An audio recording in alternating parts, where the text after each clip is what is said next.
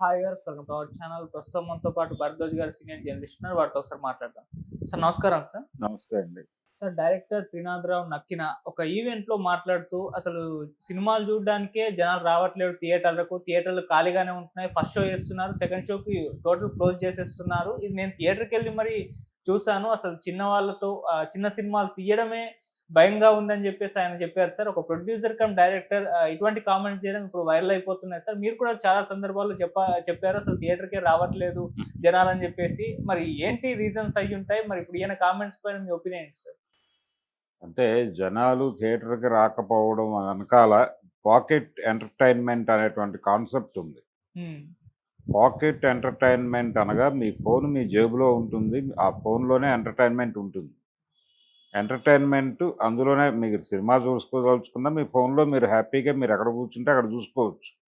ఏ cinema అయినా చూసుకోవచ్చు. ఆ రోజు రిలీజ్ అయిన సినిమా కూడా చూసుకోవచ్చు.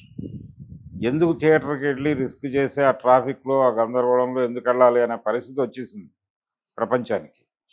ఎప్పుడైతే కంటెంట్ అవైలబిలిటీ దొరికిందో అది జనరల్‌గానే అలా వాచ్ చేయడానికి సిద్ధపడిపోతున్నారు. కాబట్టి జనాలు థియేటర్‌కి వెళ్ళకపోవడం అనేది చాలా స్పష్టంగా కనిపిస్తోంది. దానికి ప్రధానమైన కారణం పైరసీనే. పైరసీ అంటే సినిమా షో పడిన 1 అవర్‌లోనే కంటెంట్ అవైలబుల్‌గా ఉంటోంది. అందుకని సాధ్యమైనంత వరకు పైగా అది డౌన్‌లోడబుల్‌గా ఉంటోంది. డౌన్‌లోడ్ చేసి రకరకాలుగా షేర్లు చేసేస్తున్నారు. దాంతో కంటెంట్ అవైలబిలిటీ పెరిగిపోవడంతో జనాలు థియేటర్ వైపు చూడటం లేదు అనేది వాస్తవం. థియేట్రికల్ ఎక్స్‌పీరియన్స్ పేరుతో ఎన్ని విన్యాసాలు చేసినప్పటికీ సినిమాలో కంటెంట్ ఉంటే అంటే టాక్ ఎలా ఉంటుంది పాజిటివ్‌గా మార్నింగ్ షో పడగానే లేదు ప్రీమియర్ పడగానే అద్భుతం అనే మాట బయటకొస్తే కొంతమేరకు థియేటర్‌కి కదులుతున్నారు. హ్మ్. ఏదో ఉంది పర్వాలేదు అని గనక అంటే పర్వాలేదు అన్నా థియేటర్ వైపు వెళ్ళట్లేదు జనాలు. ఎందుకు దీనిలో చూద్దాంలే అనుకుంటున్నారు. లేదు ఇది థియేటర్‌లో చూస్తేనే అద్భుతము, అనితర సాధ్యము అనే మాట బలంగా వినిపిస్తే మాత్రమే థియేటర్ వైపు కదులుతున్నారు. దీంతో ఏం జరుగుతోంది? ఇండస్ట్రీ ఏమనుకుంటోంది? త్రినాథరావు లాంటి డైరెక్టర్లు కూడా ఏమంటున్నారు? బిగ్ స్టార్స్ ఉంటే అంటే కొంత మేరకు క్రౌడ్ పుల్లర్ అంటాం మనం. హ్మ్. క్రౌడ్ పుల్లర్ అంటే అతను ముఖం చూపిస్తే జనాలకు థియేటర్‌కి కదలాలి. అలాంటి క్రౌడ్ పుల్లర్స్ ఉన్నటువంటి సినిమాలకు మాత్రమే జనాలు థియేటర్‌కి వస్తున్నారు. నోన్ ఫేసెస్ లేకపోతే జనాలు థియేటర్‌కి రావడం లేదు అంటున్నారు. కానీ కంటెంట్ ఉన్న సినిమాకి జనాలు థియేటర్‌కి వెళ్ళటం చూసాం మనం. ఈ మధ్య 'కోర్ట్' అనే సినిమాకి జనం బానే వెళ్లారు థియేటర్‌కి. అవును. ఎందుకు వెళ్లారు? ఆ సినిమాలో కంటెంట్ ఉంది కాబట్టి. జెన్యూన్ కంటెంట్ ఉంటే చూస్తున్నారు. మరీ ఇబ్బందికరంగా ఉంటే గనక ఎవరి సినిమాలు క్షమించట్లేదు. పెద్ద హీరోల సినిమాలు కూడా క్షమించటం లేదు అనే మాట ఇతను వాడాడు. అది వాస్తవం కూడా. హ్మ్. ఇప్పుడు ఆయన త్రినాథరావు గారు ప్రొడ్యూసర్‌గా మారి 'నక్కిన నెరేటివ్స్' అనే పేరుతో ఒక బ్యానర్ పెట్టి ఒక సినిమా తీశాడు. హ్మ్.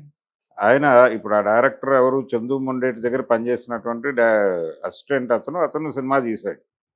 ఆ సినిమాకి సంబంధించి దాని టైటిల్ కూడా విచిత్రంగా పెట్టారు. అదేదో ఒక చోరీ నేపథ్యంలో జరిగేటువంటి కథలాగా ఉంది. 'చౌర్య హ్మ్. పాఠం' అని టైటిల్ పెట్టారు. టైటిల్ ఇంట్రెస్టింగ్‌గానే ఉంది. మేబీ జనాలు థియేటర్‌కెళ్ళి మార్నింగ్ షో చూసిన తర్వాత సోషల్ మీడియా ప్లాట్‌ఫార్మ్స్‌లో పాజిటివ్ డైలాగ్ గనక వస్తే జనం థియేటర్‌కెళ్తారు. లేకపోతే పట్టించుకోరు. ఓకే. అందుకని ఇప్పుడు ఎవరైనా సరే చేయవలసింది పెద్ద హీరోల సినిమాల పరిస్థితి కూడా బాలేదు థియేటర్‌లో. హ్మ్. ఆయనే చెప్పినట్టుగా సెకండ్ షోకి జనాలు ఉండటం లేదు అనే మాట వాస్తవం. అందుకని థియేటర్‌ని ఆడియన్స్ ఫ్రెండ్లీగా మార్చి కూడా ప్రయత్నం చేశారు. అది కూడా వర్కౌట్ అవ్వట్ల.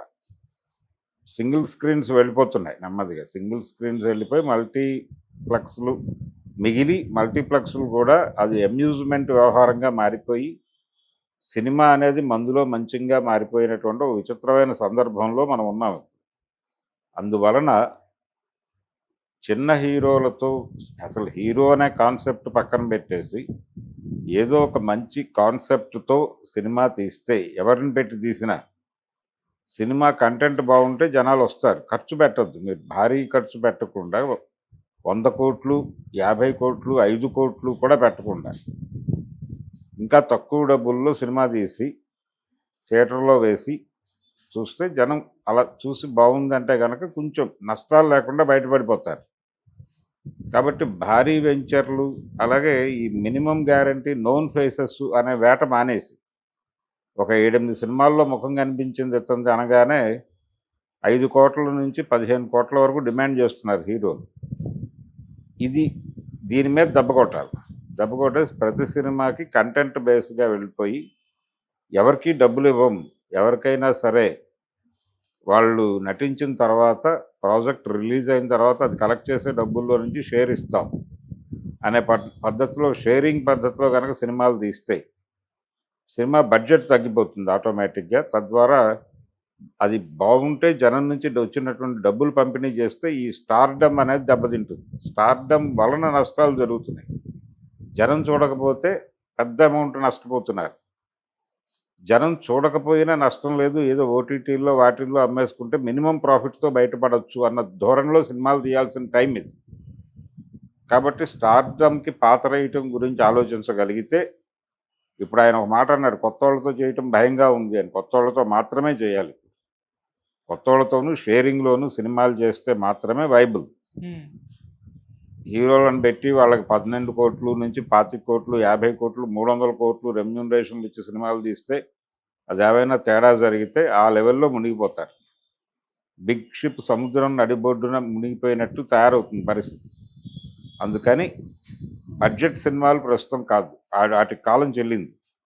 అవి చేసే ప్రొడక్షన్ హౌసెస్ కొన్ని ఉన్నాయి, వాళ్ళ బిజినెస్ వేరు, ఆ గోల వేరు. అది పక్కన పెట్టేసి ప్యారలల్గా చాలామంది బతకాలి అక్కడ. కేవలం పెద్ద హీరోలు పెద్ద ప్రొడక్షన్ హౌసెస్ మాత్రమే ఉంటే ఇండస్ట్రీ సస్టైన్ అవ్వదు. చిన్నవాళ్ళు రెగ్యులర్ యాక్టివిటీ నడుస్తూ ఉంటే 10 మందికి పని దొరుకుతుంది. ఆ యాక్టివిటీ నడపడం కోసం నోన్ ఫేసెస్ అనే పద్ధతిని పక్కన పెట్టేసి వాళ్ళకి డబ్బులు ఇవ్వటం అనే పద్ధతి మానేసి పోనీ నోన్ ఫేసెస్ని తీసుకున్నప్పటికీ వాళ్ళని రెవెన్యూ షేరింగ్లోకి పట్టుకొచ్చి అలా గనక చేయగలిగితే సినిమాలు కొంత బెటర్గా ఉంటాయి. కొంతవరకు నష్టాల నివారణకి అదొకటి మార్గం. ఆ దిశగా ఏమన్నా ప్రయత్నం చేయాలి. కొత్త వాళ్ళతో సినిమాలు తీయటం అనేదే మంచి పద్ధతి. తక్కువ ఖర్చులో సినిమా తీసి దాన్ని ఇతర ప్లాట్ఫామ్స్ అంటే డబ్బులు తెచ్చుకోవడానికి ఇదివరకు థియేటర్ ఒకటే, కౌంటర్లోంచి వచ్చిన డబ్బులు. ఇప్పుడు అలా కాదు, చాలా విధాలుగా డబ్బులు వస్తాయి. కానీ ఆ సినిమాని యూట్యూబ్లో పెట్టి పుష్ చేసినా డబ్బులు వస్తాయి. కాబట్టి అలా పుష్ చేయడానికి అవకాశం ఉన్నటువంటి కంటెంట్ గనక మీరు తీస్తే తక్కువ ఖర్చులో ఆ బడ్జెట్లో వర్కౌట్ అవుతాయి. లేదంటే భారీ ఎత్తున డబ్బులు పోగు చేసి ఒక పెద్ద హీరోతో ఒక పెద్ద సినిమా తీయాలి, అది 3 ఏళ్లకో 5 ఏళ్లకో ఒక సినిమా అవుతుంది. ఓకే. రెగ్యులర్ లైన్లో ఉండాలంటే ఇదే మార్గం.